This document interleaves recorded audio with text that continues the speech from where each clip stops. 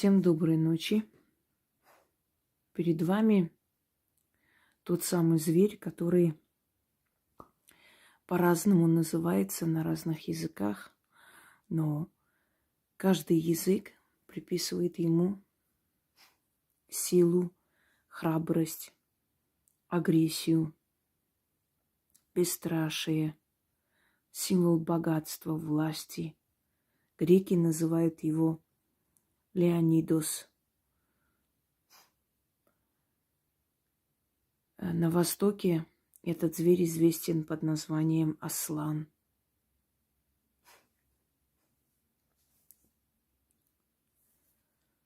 Грузины называют его Ломи. У армян он носит название Арюц.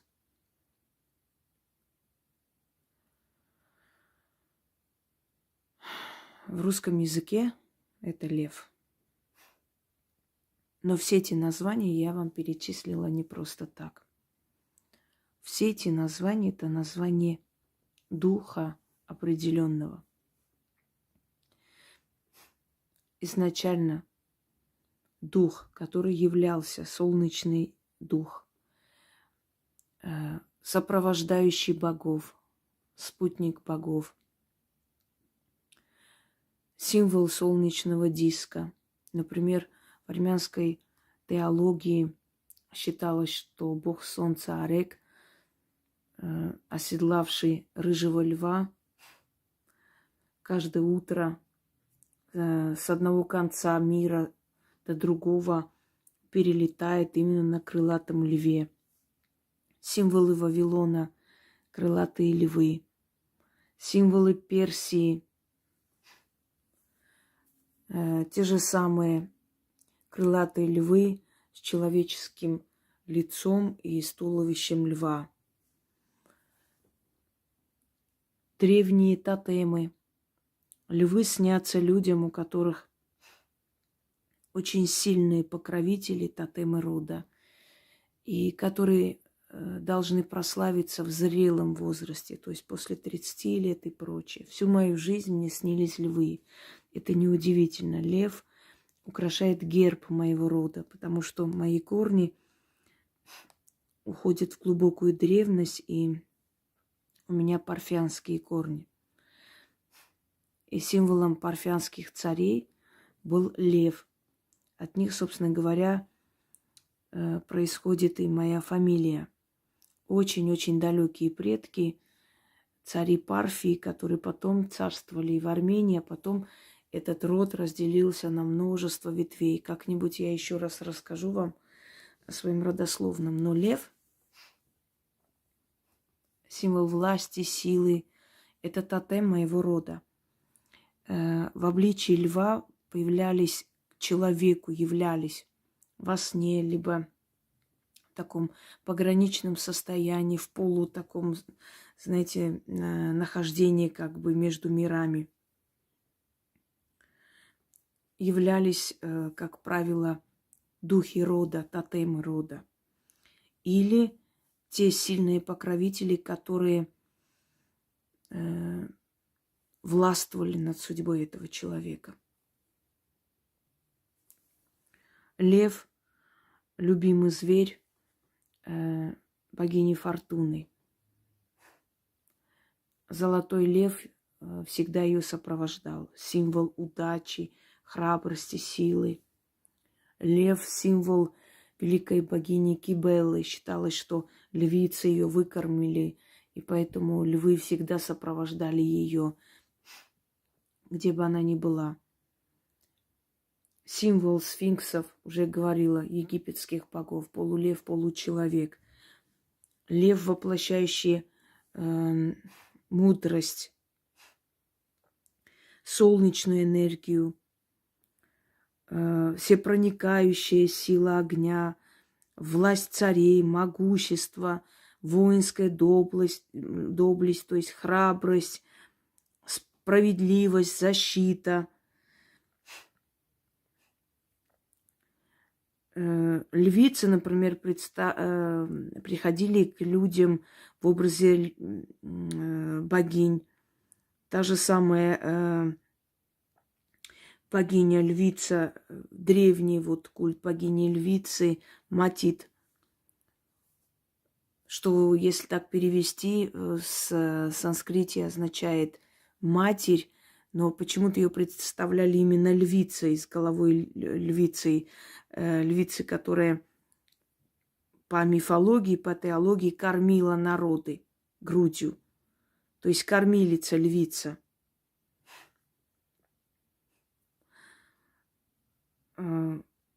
Богиня-львица Пахт. Ее культ очень древний и практически уже забытый, можно сказать. Сехмет, которая приходит как свирепое божество, но в то же самое время она служит богам и наказывает людей за их неправду. То есть здесь честность, порядочность и прочее. Стражник смерти называли льва. Он, согласно ассирийской мифологии, он приходил после смерти человека и сопровождал его в мир теней. Богиня Иштар оседлает льва, всегда является верхом на львах, или колесница, колесница со львами, так ее изображают.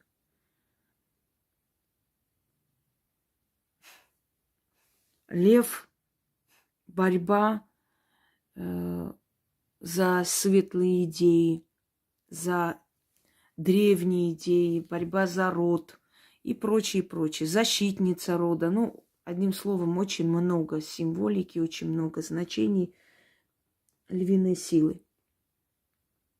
Так вот, когда мы обращаемся к определенной силе, кого-то призываем волчью силу, львиную силу, силу птиц, энергию ветра и так далее, мы присоединяемся к этому общему эгрегору. Этому общему эгрегору львиной силы, львиной мощи. Но, дорогие друзья, буквально не понимайте, мы не ко львам, животным обращаемся, мы обращаемся к духам.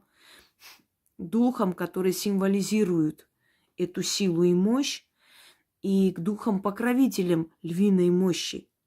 То есть мы присоединяемся с вами вот к этому общему эгрегору, силовому полю львиному.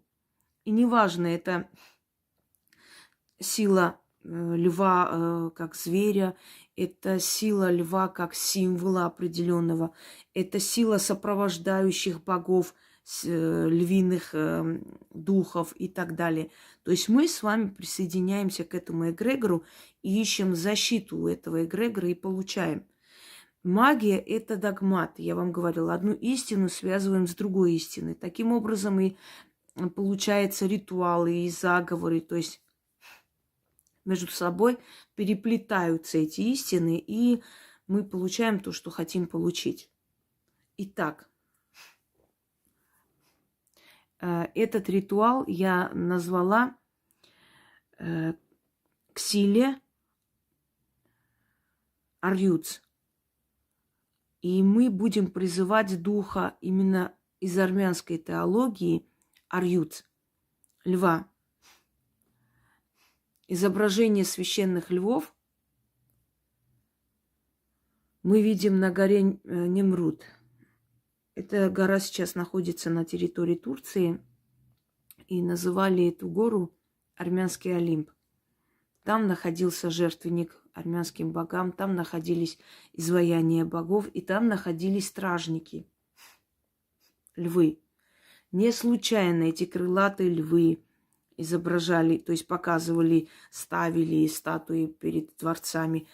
Это не просто для красоты или для напоминания того, что там обитают царственные особы. Это еще и защита. Это еще защита. И тем более, если в этом году, то есть этот год символ льва, а я уже говорила, почему не буду повторяться, то тем более в этом году символика льва и львиной силы будет сопровождать нас всех. Это вроде и хищник, и с другой стороны он и защитник прайда. Он сила, мощь, справедливость, царственность, сытая жизнь. и прочее, прочее. Этот ритуал, точнее этот заговор, можно применить, когда вам нужно, чтобы вокруг все утихло. Вот на работе скандалы, грозятся увольнением, грозятся соседи вам устроить неприятности, в семье какие-то есть такие неурядицы, боитесь, между вами и детьми нет допонимания. Львиная сила заставит их всех успокоиться и послушать вас. То есть делать так, чтобы было по-вашему. Смотрите, мы в этом мире, знаете поговорку, на каждый роток не накинем платок. Мы не можем всем закрыть рты, у нас и времени, и сил не хватит. Но мы можем своими работами, своими призывами сделать так, чтобы эти люди, сколько бы ни говорили, ни старались, у них ничего не получается. То есть они своей цели не достигают. Когда в магии сказано закрыть рот, или успокоить врагов, или чтобы было по-моему, как я хочу и так далее, это не говорит о том, что они станут глухонемыми или, знаете, навеки забудут, или у них будет амнезия, они не будут вас вспоминать. Нет. Это говорит о том, что ваше слово всегда будет впереди. То есть, что бы эти люди ни делали, это результата не даст в их жизни никак. Это все пройдет без каких-либо, скажем так,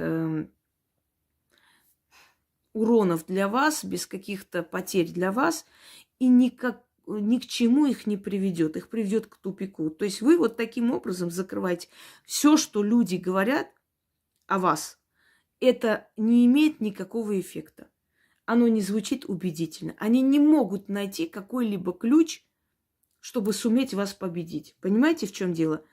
Просто дословно не понимаете, закрыть рот врагам и так далее, отвлечь их проблемами, чтобы они забыли на время про вас, и это время пройдет, или вообще забыли. Или сделать так, чтобы их, вот что бы они ни сказали о вас, абсолютно не звучало убедительно. Вот для этого и созданы эти ритуалы власти, ритуалы убеждений, ритуалы закрыть рот, ритуалы запугать врагов и прочее, прочее. То есть сделать так, чтобы на это время у этих людей абсолютно их слово не имело никакой власти, никакого значения, не било в цель и пропадало в воздухе. То есть выиграть время, пока этот говновоз пройдет мимо вас. А потом уже спокойно жить дальше. Я надеюсь, вы поняли, о чем я говорю. Что вам нужно делать, когда вы понимаете, что в вашей жизни начинается какое-то трение, начинается неприятная ситуация. То есть накапливаются вокруг вас ненужные люди, ненужные обстоятельства, сплетни или разборки какие-то предстоять. В общем, вот такие вот моменты, когда вам нужно, скажем так, нагнать на них страх, но нагнать, естественно, на ментальном таком тонком уровне, чтобы они избегали с вами вообще разговоры и так далее, чтобы отвлечь их в сторону, чтобы их дела не возымели никакого эффекта. Ну, например, там собака ваша, покусала кого-то, просто накинулась, вот дразнили собаку специально, она накинулась, вот они в милицию, полицию, чтобы вот этого нервотрепки не было, чтобы просто в полиции, например, сказали, что отказано за неимением состава преступлений. Но мало ли чья собака кусала, нет доказательств. Что-то в этом роде, понимаете? Приостановить все, чтобы ничего до цели не дошло и вам не навредило. Это на армянском языке. Дождетесь текста, если не можете записать. Кто знает армянский язык, естественно, сами запишут. Попрошу внизу не писать. Нужно иметь терпение, нужно иметь уважение. Ждите. Никому внизу не писать эти слова. Люди должны знать, что по первому же, знаете, свисту мы не должны бежать и быстренько. Нет времени, возьмите другой ритуал. Их множество ритуалов, которые вы можете использовать в этот момент. Например, те же властные заговоры. Что нужно делать? Любое время, когда вы чувствуете, что вам нужна помощь, сила льва, у вас, знаете, прибавится такая уверенность. Даже чего боятся люди? Вашей уверенности. Когда у вас нет уверенной энергии, вас могут раздавить. Когда у вас есть энергия уверенности, вы излучаете эту энергию. Эта энергия раньше вас идет, вперед вас бежит. И люди, уже желающие с вами там расквитаться, что-то делать, уже вашей этой энергии боятся. Вы их давите этой энергией, мощью, понимаете, энергетическим вашим полем. Потому что это реально существующая вещь. Есть люди, которые через тысячелетия свое имя так оставили в этом мире, что даже сейчас их имя будоражит умы, снимают фильмы, пишут книги и так далее. То есть у этих людей есть та энергия и мощь, которая даже после них работает на них. Вот эту энергию и мощь вы создаете в тот момент, когда хотите пресечь. Можете читать столько дней, пока этот вопрос не решится окончательно. Или если этот вопрос, например, сиюминутный, надо зайти решить, перед этим читайте 6 раз, идете, решаете. Когда все решится, отнесите под дерево 6 монет и кусок мяса. Желательно мясо с кровью, парного. Это у меня Зена там беспокойно спит. И говорите: благодарю силу Арьют. Отворачивайтесь и уходите. А заговор такой. Естественно, я читаю так, как произносится на армянском языке. Я вообще на всех языках читаю так, как произносится на этом языке. Когда русскими буквами эти слова будут написаны, понятное дело, вы можете произносить, как вы можете. Это не страшно. Главное говорить хотя бы, скажем, 70% правильно, чтобы оно сработало. Оно и так сработает. Это вибрация языка, это сила языка. Она существует. А армянский язык один из древних. И он сработает мгновенно. Но нужно дождаться армянского текста, если вы не знаете языка. Итак, начнем. Читать можно где угодно. Хоть в ванную зайти, хоть на улице, хоть в машине, перед тем, как идти за важным разговором или разборкой, или чем-то еще. Արյուծ Տուրինց քո ուժը դու նարքան ես տապաստանի ես արքան եմ այստեղ Արյուծ Տուրինց քո ուժը քեզանից բոլորն են վախենում ինձանից իմ ոսոխն է վախենում դու մռնչաս քարերն են դողում ես մռնչամ իմ թշնամիքն են դողում դու նարքան ես տապաստանի ես արքան եմ այստեղ այդպես լինի Արյուծ Տուրինց քո ուժը Դու նարքան ես տապաստանի, ես արքան եմ այստեղ։ Արյուծ, դուր ինձ քո ուժը, քեզանից բոլորն են վախենում, ինձանից իմ ոսոխն է վախենում։ Դու մռնչաս քարերն են դողում, ես մռնչամ իմ թշնամիքն են դողում։ Դու նարքան ես տապաստանի, ես արքան եմ այստեղ։ Այդպես լինի։ Между прочим, армянские заговоры получаются практически у всех. Потому что, еще раз говорю, древние языки, они сразу срабатывают. Грузинские заговоры, армянские заговоры. Сейчас скажу еще. На иврите, греческие заговоры. Чем древнее язык, тем быстрее срабатывает. Хотя другие тоже работают, но эти наверняка работают. Даже у тех, у кого ничего не работает. Արյուծ, դուր ինձ քո ուժը, դու նարքան ես տապաստանի, ես արքան եմ այստեղ։ Արյուծ, դուր ինձ քո ուժը, քեզանից բոլորն են վախենում, ինձանից իմ ոսոխն է վախենում։ Դու մռնչաս քարերն են դողում, ես մռնչամ իմ թշնամիքն են դողում։ Դու նարքան ես տապաստանի, ես արքան եմ այստեղ, այդպես լինի։ Еще раз прочитаю, вам нужно 6 раз читать. Արյուծ, դուր ինձ քո ուժը, դու նարքան ես տապաստանի, ես արքան եմ այստեղ։ Արյուծ, դուր ինձ քո ուժը, քեզանից բոլորն են վախենում, ինձանից իմ ոսոխն է վախենում։ Դու մռնչաս քարերն են դողում, ես մռնչամ իմ թշնամիքն են դողում։ Դու նարքան ես տապաստանի, ես արքան եմ այստեղ, այդպես լինի։ Итак, как откупиться Я вам уже сказала. Удачи вам в борьбе с вашими врагами.